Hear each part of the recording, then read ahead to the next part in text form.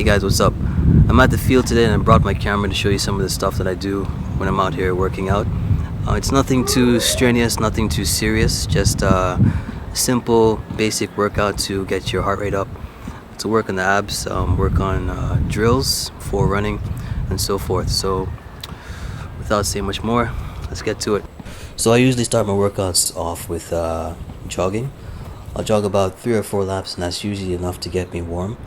And then from the jogging, I'll move on to stretching.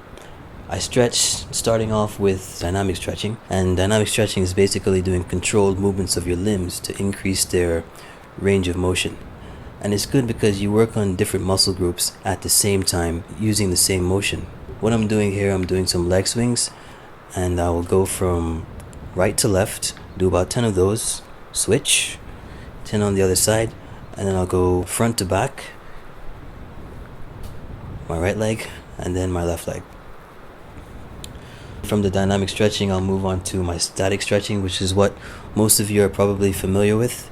Static stretching, you're focusing on one muscle group at a time, and you usually hold that for about 20-25 seconds. So altogether, between dynamic stretching and static stretching, I will have stretched my hamstrings, my glutes, my quads, my calves, my arms, including my triceps and biceps, my back muscles, and pretty much all the muscles that are important to running, which are all of them. Alright, so the warm-up's complete, the stretching is done. Next up are drills. Drills are a set of mobility exercises that, when done correctly, can help you run faster, because they focus on technique. And when it comes to running a race, you have to have the proper technique, because if you don't, your chances of losing increase.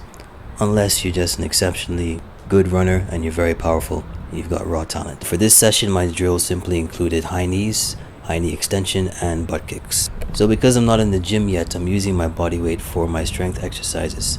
And what I'm doing here is called burpees. I do about 5 sets of 5 of these. The first 3 sets I'll do just a regular jump, but in the last 2 sets I'll jump and I'll bring my knees up to my chest, which is a bit more difficult to do. And then after each set, I'll finish with a sprint.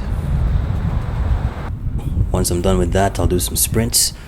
One thing you want to keep in mind when you're running is to make sure that your shoes and the surface that you're running on, there's good traction between the two, because if not, something like this will happen. Yeah, and you don't want that happening in the race. Okay, so make sure that your shoes are properly tied, your spikes, if you're wearing spikes, they're all in there properly, right? Because this happened to me before. I was running a race and my blocks slipped, and I ended up coming last in the race. It was a 400 meters. It was a 400 meters and they did not start it over. I just had to keep going. This was in Jamaica about 4 years ago. The next part of the workout is push-ups and sit-ups, and well, mostly push-ups and sit-ups. I wouldn't say this part is easy. It can be difficult depending on how many that you do, how many sets, how many is in each set, so forth. So I'm going to take about 5 to 10 minutes rest. I've gone about 3 minutes so far. I'm going to drink some Gatorade, and once that's complete, I'll start with the push-ups and sit-ups. Alright, so I'll finish my break. I'm going to start with my sit-ups now. I'm going to do 50. And when I say 50, I mean 50 in this set. And what I do, I come all the way up. It's not a crunch, it's a full sit-up. And it usually starts to burn around number 40, 42 or so, 42, 44, 45. And then following that, I'll work on my lower abs with my legs straight and coming all the way up. I'll do about 25 of these. Next, I work on both my upper abs and lower abs with this exercise. Knees coming up to the chest and back being raised all the way up off the ground. This one's kind of hard, but you know, the more you do, the better you become, because the stronger your abs become. Now you see how I'm doing these push-ups? This is how you're not supposed to do it. When you're doing push-ups, you have to come all the way up, but it's like I was stopping about maybe 3/4 of the way. So what you're seeing now, this is the correct way to do it, where your chest goes down to the ground and comes back up, and your arms are not buckled, but they are straight. Right, so once I'm finished that, I'll do some stretching. My workout's pretty much done. It's a very simple, very easy workout. When I say that, I'm comparing it to the workouts that I get during the off season, you know, those from having to run 350s and 500s and 600s and 300-meter repetitions and so forth. This is just to keep me healthy, keep me sweating, keep me slim, keep my heart strong. That's what this is for. So I finished my workout.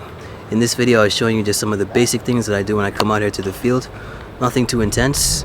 We're just in July now, so in August and September that's when I plan to introduce some more difficult routines. I'll probably get back into the gym because right now I'm not using the gym. Just out here on the field doing basic push-ups, drills, and running and so forth. So anyway, thanks for watching, and I'll see you in the next video. Take care.